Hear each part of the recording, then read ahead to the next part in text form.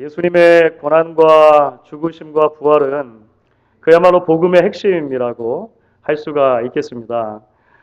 예수님의 십자가는 예수님께서 죄인인 나를 위해서 이 땅에 오시고 나를 위해 고난당하시고 나 대신 돌아가셨다라고 하는 복음의 가장 핵심적인 메시지에 대한 선언이라고 할 수 있습니다.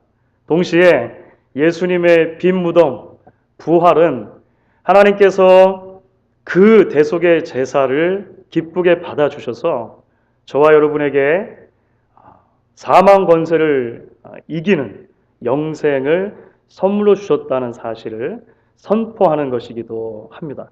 여러분, 그렇기 때문에 우리에게는 해마다 돌아오는 고난주간과 부활주의를 특별한 방법으로 기억하고 지키는 것만큼이나 중요하고 소중한 것이 있습니다. 그것은 매일매일의 삶 가운데 우리가 바로 그런 주님의 고난과 주님의 부활을 기억하고 주님의 고난과 부활의 증인으로 살아가는 것입니다. 주님의 고난과 주님의 부활이라고 하는 것은 단순하게 1년에 한 번 연례 행사로 치르고 그냥 잊어버릴 만한 그런 것이 아니라 매일매일 살아가는 성도들에게 우리의 신앙과 삶의 원동력을 제공해 주기 때문이다. 이렇게 이야기를 할 수가 있겠습니다. 여러분, 그래서 저는 이제 부활주의를 지내고 첫 번째 주일인 오늘부터 시작을 해가지고요. 앞으로 한 4번에 걸쳐서 부활의 주님을 만난 사람들이라고 하는 제목으로 예수님의 부활 이후에 그 부활하신 예수님을 만난 몇 명의 이야기를 같이 좀 나누려고 합니다. 우리가 그 이야기들을 함께 나누면서 우리 삶의 신앙의 여러 단계들 우리가 어떻게 지나가고 있는가 말씀을 통해 아마 비춰볼 수 있을 것 같습니다. 그리고 그러한 여러 신앙의 굴곡과 단면들을 지나는 성도들을 하나님께서 어떤 방식으로 예수를 통해 만나 주셨는가 하는 모습을 통해서 우리에게 주시는 하나님의 은혜, 또 우리에게 주시는 하나님의 도전, 위로의 말씀들을 같이 나눌 수 있는 그런 시간이 될 수 있기를 바라고 기대합니다. 오늘 우리가 이제 제일 처음으로 만나보게 되는 사람은 도마라고 하는 사람입니다. 예수님의 12제자 중에 한 명이었고요. 이 도마에게는 디두모라고 하는 다른 이름이 있었습니다. 도마는 히브리식 이름이고요. 디두모는 헬라식 이름입니다. 거대한 로마 제국 아래 살았던 당시의 많은 사람들은 2개 정도의 이름을 가지는 것이 보통의 일이었습니다. 유대인들 같은 경우에는 전통적으로 내려오는 히브리식 이름하고 그 다음에 로마 제국 안에서 좀 더 쉽게 통용될 수 있는 헬라식의 이름들을 가지고 있었죠. 우리가 잘 아는 사람들로는 베드로의 다른 이름은 게바이지 않습니까? 베드로는 헬라식 이름이고 게바는 히브리식 이름이라고 할 수 있습니다. 바울도 마찬가지인데요. 바울은 헬라식 이름이고 사울이라는 다른 이름이 있었잖아요. 히브리식 이름이라고 할 수가 있습니다. 미국에서 살아가는 우리들에게는 퍽 익숙한 문화라고 할 수 있겠죠. 우리의 자녀들 가운데서도 많은 아이들이 또 심지어 우리 성도님들 중에서도 물론 그렇지 않은 분도 있지만 한글 이름과 영어 이름을 같이 쓰시는 분들이 꽤 되시는 것 같아요. 그런 문화를 생각하면 될 것 같습니다. 도마, 디두모, 하나는 히브리식 이름이고 헬라식 이름이라고 말씀을 드렸는데요. 그 의미는 똑같습니다. 공교롭게도 같은 이름으로 번역을 한 것인데요. 쌍둥이라는 뜻입니다. 쌍둥이. 왜 그런 이름을 붙였을까요? 가장 자연스럽고 가장 쉬운 추측은 도마가 쌍둥이로 태어났기 때문에 그럴 것이다 생각하죠. 대부분의 신약학자들은 그렇게 추측을 합니다. 물론 이제 조금 더 상상력을 발휘해가지고 성경 안에서 그 쌍둥이 형제 또는 자매 정체를 찾으려고 하는 노력들이 있었는데요. 별로 중요한 것 같지는 않아요. 어차피 그것은 상상력을 발휘할 수밖에 없으니까 마테라는 사람의 이름이 물망에 오르기도 하고 루디아가 물망에 오르기도 하고 막 그랬었는데 그건 별로 중요한 것 같지 않습니다. 오늘 말씀 가운데 도마가 이제 주목을 받는 중요한 이유가 있습니다. 그것은 바로 소위 도마의 의심, 때문이죠. 도마의 의심. 예수님께서 부활하신 뒤에 제자들을 만나 주셨습니다. 제자들끼리 모여있는 자리에 예수님께서 나타나신 것인데요. 마침 그때 도마가 자리에 없었습니다. 왜 도마만 그 자리에 없었는가? 모르겠어요. 그것도 이유를 잘 모르겠지만 아무튼 도마만 그 자리에 없었던 거예요. 그런데 예수님께서 제자들에게 나타나셔서 이제 자신의 몸을 보여주신 것이죠. 제자들이 너무 기뻤습니다. 너무 기뻤습니다. 오늘 함께 읽은 이야기에 바로 이전에 그 이야기가 소개가 되어 있는데요. 예수님의 제자들은 예수님께서 죽고 나서 이제 끝인 줄로 알았는데 평소에 말씀하신 대로 다시 살아나셔서 자신들에게 손과 옆구리를 보여주시며 부활을 증거해 주신 것 때문에 너무나 마음이 이제 벅차고 들뜨게 되었다는 것이죠. 당연히 시간이 지나서 도마가 이제 그들 가운데로 오게 됐을 때 제자들은 부활한 예수님의 이야기를 했던 것입니다. 이복의 도마, 그 자리에 꼭 있었어야 되는데 도대체 그때 어디 갔었는가? 예수님이 정말로 살아나셨다니까. 그 자리에 꼭 있었어야 되는데 세상에 우리에게 그 못 박히셨던 손과 창자국난 옆구리를 보여주셨지 뭔가.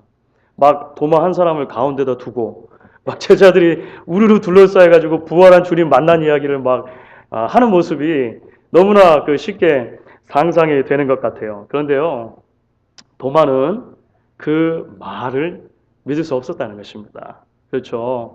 그래서 이제 25절 말씀을 보면 이런 말씀이 기록되어 있는 것이죠. 우리 같이 한번 오늘 25절 말씀을 읽어보도록 하겠습니다. 다른 제자들이 그에게 이르되 우리가 주를 보았노라 하니 도마가 이르되 내가 그의 손에 못자국을 보며 내 손가락을 그 못자국에 넣으며 내 손을 그 옆구리에 넣어보지 않고는 믿지 아니하겠노라 하니라.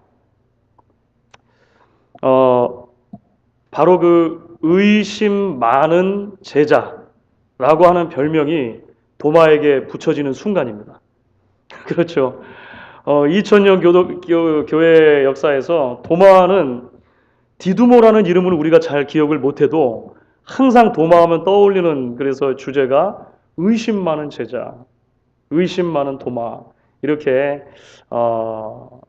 별명처럼 따라다니게 된 것이죠. 그런데 여러분, 사실 오늘 제가 드리려고 하는 말씀이 이것입니다.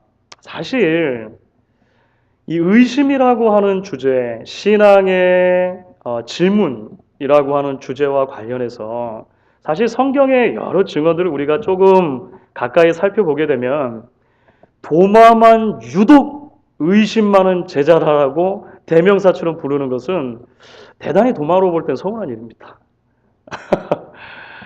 왜냐하면 여러분 사실 도마 말고 다른 제자들만 보더라도 사실 처음에는 예수님의 부활을 믿지 않았습니다. 그렇죠.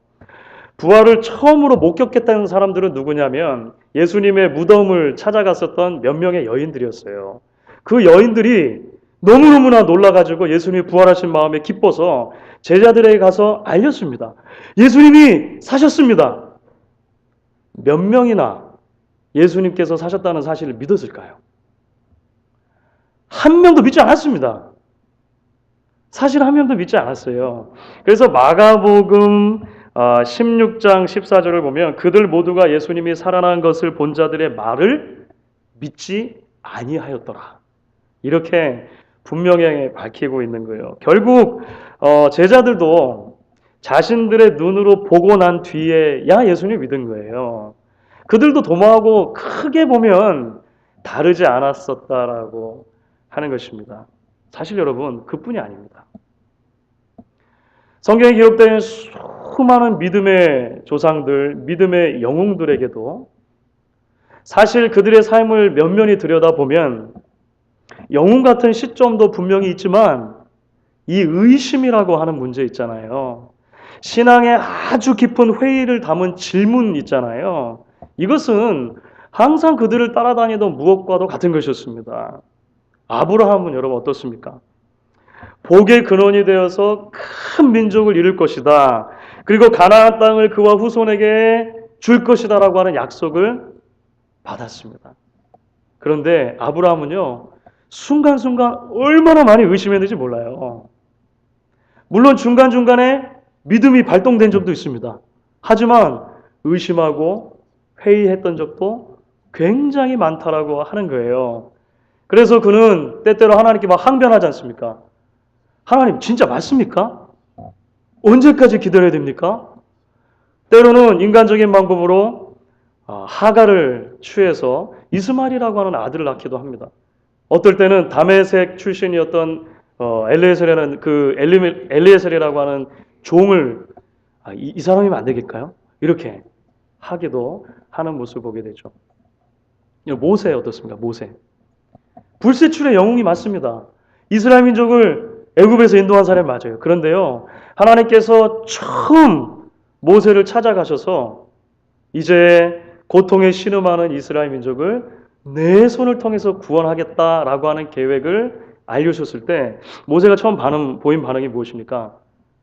의심해요. 믿지 않았어요. 어떻게 그게 가능합니까, 하나님? 저는 안 됩니다. 아니, 제가 젊었을 때라면 몰라도 이제 미디안 광에서 40년을 지내고 이제 나이가 80이 되었는데 무엇을 할 수 있겠습니까? 더군다나 나는 말이 어눌한데 나를 통해서 어떻게 그런 일이 일어날 수 있습니까? 라고 의심했습니다. 주 안에 사랑하는 여러분, 오늘 말씀드리고 싶은 것이 이것입니다. 우리가 오늘 도마 이야기를 통해서 기억해야 되는 신앙의 아주 중요한 부분 가운데 하나가 이것인 거죠. 신앙은 끊임없는 의심과 질문 가운데 걸어가는 오랜 여정이라고 하는 것입니다. 언제나 우리에게 답이 명확하게 있을 때만 있는 게 아니라는 거예요. 우리에게 수많은 순간 의심이 있고 질문이 있고 회의가 찾아오는 것입니다. 여러분, 우리가 아이들을 키우다 보면 반드시 겪게 되는 시기가 있어요. 아이들이 말을 배우고 생각이 늘어가면서 질문이 많아지는 때입니다. 엄마, 이건 뭐예요? 아빠, 이건 왜 그래요? 하늘은 왜 파래요? 꽃은 왜 이런 색이에요? 아빠는 왜 아빠예요? 엄마는 왜 엄마예요? 뭐 이런 거 있잖아요. 막 수도 없는 질문들이 정말 별 시콜콜한 질문들을 아이들이 다 던지는 때가 오잖아요. 경험하신 분들이 많으실 거예요. 제가 아이들의 이 난감한 질문 뭐 이런 것과 관련해 가지고 신문에서 한 기사를 하나 읽은 적이 있습니다. 어떤 회사원인 아빠가 평소 초등학교 4학년인 딸에게 늘 이야기를 해줬다는 거예요. 공부 열심히 해라.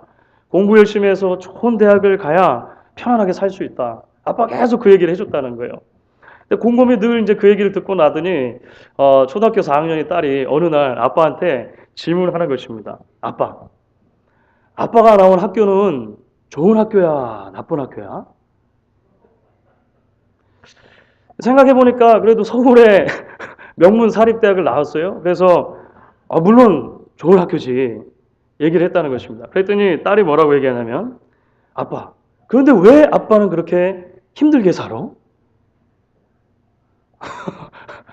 평소에 아빠가 늘 얘기하던 것과 다르게 보이는 거예요. 질문하고 막 의심하고 이렇게 하기 시작한 것이죠. 이것은 신문에서 읽은 기사입니다만 그렇습니다, 여러분. 어린 아이들에게는 질문과 의심이 지극히 정상적인 것입니다. 그렇죠.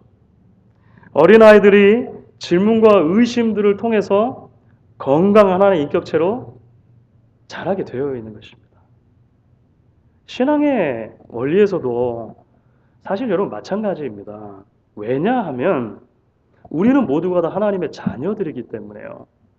우리는 모두가 다 하나님의 자녀들, children of God 이기 때문에 그런 것입니다. 자녀들이 질문이 많은 것 정상입니다. 자녀들이 의심이 많이 생기는 것은 정상이라고 하는 거예요. 그런데 많은 경우에 있어서 교회는 의심을 잘 허용하려고 하지 않습니다. 신앙의 진지한 고민을 가지고 아주 정직하게 자신의 마음속에 일어나는 의심을 표현해내는 것을 좀 불편해하는 경향이 보통의 신앙의 공동체들 안에 있다라고 하는 거예요. 필립 얀시라고 하는 그 기독교 저술가 있잖아요. 필립 얀시라고 하는 분이 쓴 책 중에 아주 흥미로운 제목으로 번역된 책이 있는데 내 안에 하나님이 없다 라고 하는 책이 있어요. 아, 내 안에 하나님이 없다. 이렇게 번역이 됐는데, 그 중간에 보면 이제 필립 얀시가 자신의 경험과 자신의 형의 경험을 들어서 이 부분에 대해서 강조하는 부분이 있습니다. 자신의 형이 60년대에 사실은 신학교에 들어갔었는데, 신학교에서 이제 어떤 수업을 듣고 하다가 어떤 주제에 대해서 뭐 의문을 가지고 질문을 던진 것입니다. 우리 학교에는 이것에 대해서 좀 더 오픈해서 왜 이 토의가 안 되는가? 뭐 이거 뭐 60년대이기 때문에 락 음악과 관련된 거 있거든요. 당시만 하더라도 락 음악은 무조건 다 잘못됐다 이렇게 사탄적이다 생각했는데 이 사람은 그렇지 않을 수도 있지 않습니까? 라고 해서 발표를 한 거예요. 그 과목에서 F를 받은 거예요. 왜냐하면 교수님의 생각이 전혀 달랐기 때문입니다. 교수님이 불러다 놓고 말하기를 하나님도 그렇게 생각하지 않을 것 같네. 이 한마디를 하신 거예요. 이분이 신학교만 떠난 게 아니라 믿음을 버리게 됐습니다. 필립 얀시 형이에요. 그러면서 필립 얀시는 자신이 경험했던 조금 다른 신앙 공동체 분위기를 들어 이야기를 합니다. 교회는 성도들의 의심마저 넉넉히 받아줄 수 있는 그런 안전한 공간이 되어야 한다는 거예요. 왜 그렇습니까? 사실 우리 모두는 신앙의 순례의 길을 걸어가다가 어느 때라도 무수한 신앙의 질문들과 의심의 시기들을 걸어갈 수 있는 가능성을 가진 사람들이기 때문에요. 우리는 잠재적인 회의자들이라고 하는 것입니다. 그래서 이것이 중요하다는 거예요. 저는 이 말씀에 전적으로 동의합니다. 여러분 오늘 요한이 전해주는 이야기를 한번 들여다 보십시오. 예수님은 이제 도마가 다른 제자들과 함께 있는 그 순간에 다시 한번 제자들에게 나타나셨어요. 그렇죠. 말씀드렸던 것처럼 처음 예수님이 도마가 없는 자리에서 나타나셨을 때 제자들은 믿지 않는 상태였다고 말씀드렸잖아요. 예수님 부활을 믿지 않고 그냥 무서워서 자기들끼리 모여 있었던 것입니다. 그런데 예수님께서 제자들에게 딱 나타나셔가지고요. 제일 처음 던지신 한마디가 뭐였는지 아십니까? 오늘 조금 전에 보시면 19절 말씀인데요. 너희에게 평강이 있을지어다.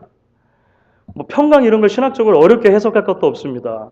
당시 유대인들이 하던 보통의 인사라고 생각하시면 돼요. 너희에게 평강이 있을지어다. 우리말로 하면 가장 간단하게 이것이죠. 여러분 안녕? 이렇게 하신 거예요. 아니 세상에 내가 얼마나 다시 살아날 것이라고 말했는데 그 여인들의 말을 믿지 않았느냐. 이렇게 예수님께서 들어오시자마자 막 화를 내시면서 막 꾸짖고 이러지 않으셨어요. 그 가운데 조용히 싹 들어오셔가지고 여러분 안녕? 저희 교회 초대 목사님이 계시는데 종종 이제 카카오톡으로 저에게 뭐 안부도 묻고 인사도 전하고 하실 때가 있는데요. 항상 어떻게 처음에 인사를 전하시냐면 주 목사님 안녕. 아유 지금 다 은퇴하신 할아버지 목사님이신데 그렇게 저한테 글을 써주신대요. 너무너무 좋아요. 왜냐하면 친근한 느낌 있잖아요. 친근한 느낌. 예수님이 오셔서 여러분 안녕 이렇게 하시는 거예요. 도마와 함께 제자들이 있을 때도 마찬가지였습니다. 도마와 제자들이 함께 있는데 예수님께서 나타나셔서 이번에도 똑같은 인사를 하십니다. 도마 너 왜 그래? 이렇게 안 하시고 여러분 안녕 이렇게 하신 다음에 이제 직접 도마 한 사람에게 예수님이 포커스를 맞춰주시는 거죠. 도마 한 사람에게 다가가셔서 그 도마의 눈을 들여다보시며 이야기를 해주시는 거예요. 27절 말씀이죠. 우리 같이 한번 27절을 읽도록 하겠습니다. 도마에게 이르시되 내 손가락을 이리 내밀어 내 손을 보고 내 손을 내밀어 내 옆구리에 넣어보라. 그리하여 믿음 없는 자가 되지 말고 믿는 자가 되라. 저는 이 말씀이 도마의 의심과 불신앙을 꾸짖는 말씀이라기보다 도마 한 사람을 향한 예수님의 인내, 도마 한 사람을 향한 예수님의 사랑, 다시 한번 기회를 주시는 그 따뜻한 음성이라고 해석하는 여러 해석들에 동의를 합니다. 결국 이 진지한 의심이 있었기 때문에 부활하신 주님을 다시 만날 수 있었던 것입니다. 이 신앙의 근본적인 질문이 있었기 때문에 예수님의 못자국난 손과 창에 찔린 옆구리를 직접 볼 수 있었던 것입니다. 의심과 질문의 시기들이 있었기 때문에 나의 하나님이시요 나의 주님이십니다. 성경에서 발견할 수 있는 너무나도 간략하고도 놀라운 예수 그리스도에 대한 신앙의 고백을 도마는 해낼 수 있었다라고 하는 것입니다. 주 안에 사랑하는 여러분, 주님께서는 우리의 신앙적인 의심과 고민들을 소중하게 생각하십니다. 이것이 여러분 성경의 전체의 증언이라고 해도 과언이 아닐 것입니다. 신앙의 순례길을 건너가는 자녀들에게 그것이 마땅한 일이고 정상적인 일이기 때문에 그래요. 아브라함, 모세, 여호수아, 다윗, 엘리야, 구약의 수많은 인물들, 신약으로 넘어와서 예수님의 제자들과 바울, 그 외에도 예수님을 따라다닌다고 했던 그 수많은 사람들, 모든 성도들에게는요, 그러한 심각한 의심과 질문들의 시기들이 있었다라고 하는 것이죠. 하나님께서 인내와 사랑으로 그들에게 필요한 답을 주셨습니다. 하나님께서 결국 하나님의 사람으로 믿음의 영웅들로 그들을 인도해 주셨다라고 하는 것입니다. 여러분 물론 여기서 우리가 기억해야 할 것이 있긴 합니다. 그것은 무엇이냐면요. 그렇게 신앙의 의심 또는 질문이라고 했을 때 그 의심과 질문의 방향이 어디로 향해 있는가는 굉장히 중요하다라고 성경이 이야기를 하는 것 같아요. 그것을 우리는 사도 바울의 그 이야기에서 조금 볼 수가 있는데요. 고린도 후서 7장의 몇 구절 그래서 우리가 함께 좀 보려고 합니다. 고린도 후서 7장 10절 말씀 먼저 한번 읽어보도록 하겠습니다. 고린도후서 7장 10절 같이 읽습니다. 하나님의 뜻대로 하는 근심은 후회할 것이 없는 구원에 이르게 하는 회개를 이루는 것이요 세상 근심은 사망을 이루는 것이니라. 조금 수수께끼 같은 말이죠. 근심, 회의, 의심, 염려, 질문 이게 다 우리가 바꿔서 말할 수 있을 것입니다. 그런데 두 가지가 있다는 거예요. 하나는 하나님의 뜻대로 하는 것이 있고 하나는 세상적인 것이 있다는 것입니다. 사실 바울이 이 말을 하는데 배경이 있어요.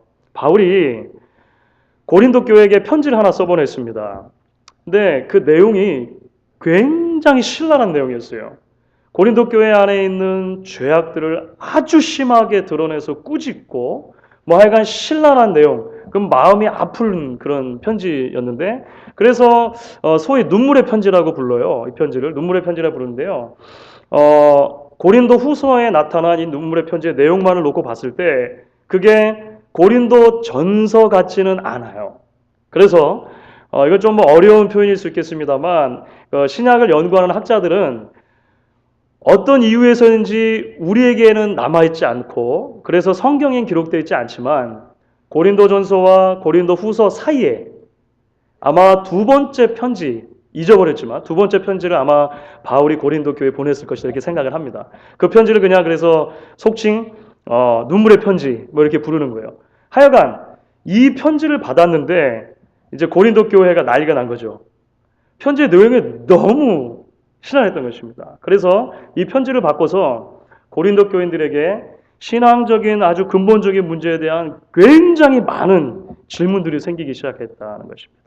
염려하게 되고 근심하게 되고 걱정하게 되고 이런 일들이 많이 생겼다는 거예요. 그런데 이 염려와 근심, 걱정, 의심과 여러 질문들이 결국은 어떤 방향으로 나아가게 되었는가?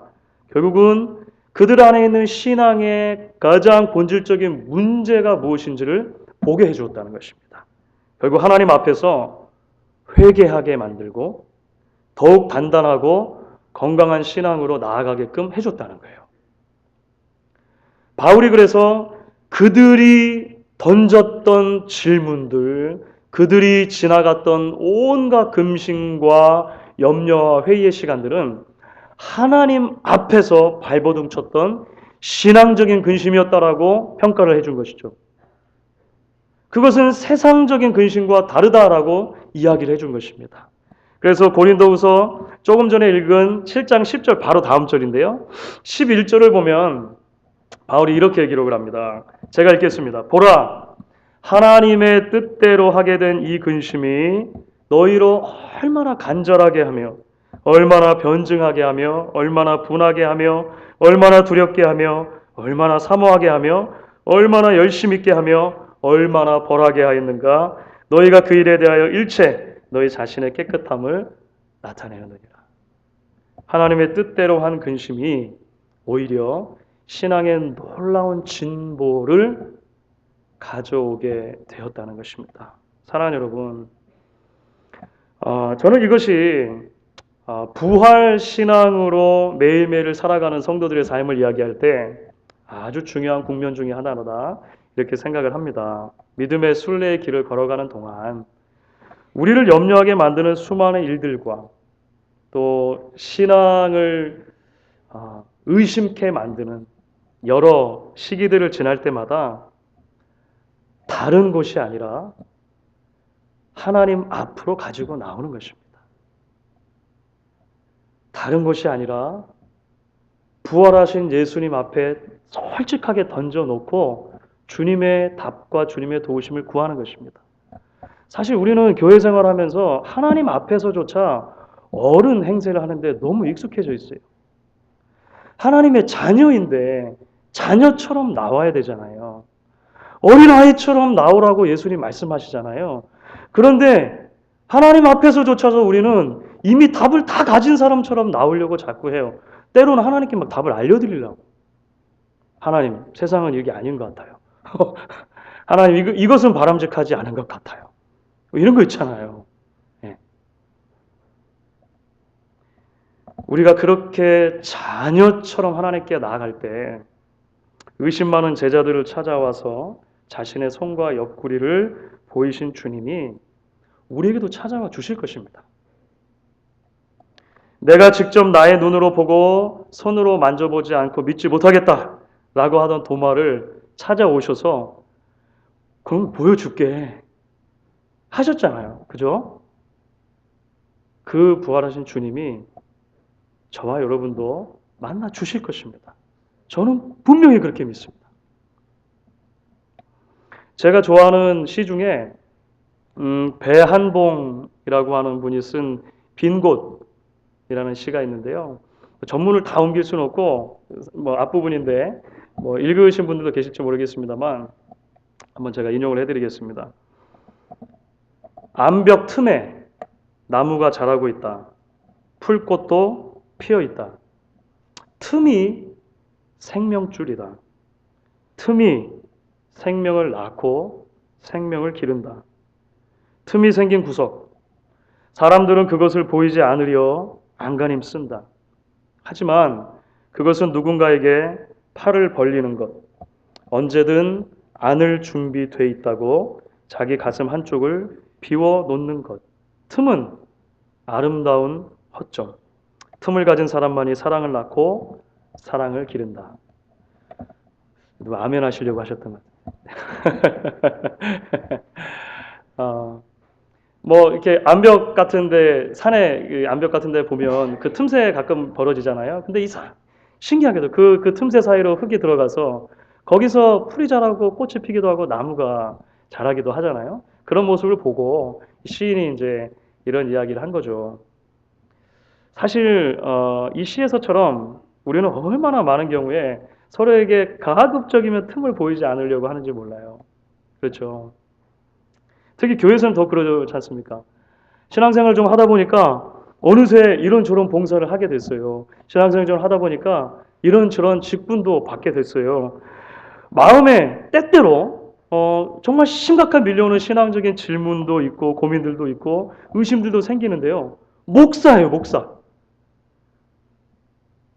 그런 질문들이 생기고 나서 보니까 내가 목사인 거예요. 이게 누구하고 나누기가 힘든 것입니다. 그렇죠.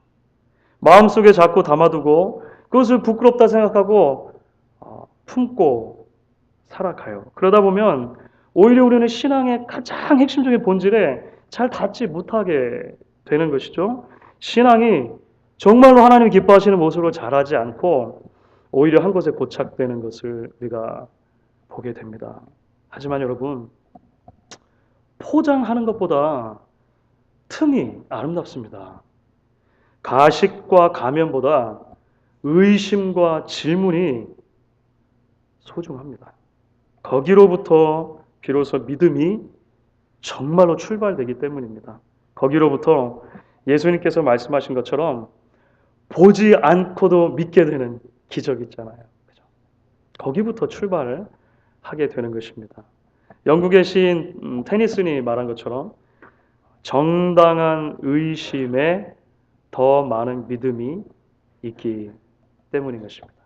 말씀을 정리하도록 하겠습니다. 사랑하는 여러분, 부활하신 주님께서 지금도 우리와 함께 하시고 지금도 우리와 동행하시며 신앙의 모든 순례의 길을 걸어가 주십니다. 수많은 의심의 골짜기, 질문의 웅덩이를 지나면서도 그 주님의 손을 붙잡고 믿음을 향해 이것이 나의 신앙의 여정이다라고 하는 것을 늘 기억하고 한 걸음 한 걸음 걸어 나갈 수 있는 저와 여러분 되실 수 있기를 주 이름으로 간절히 축원하겠습니다. 우리 같이 한번 찬양하고 기도하겠습니다. 545장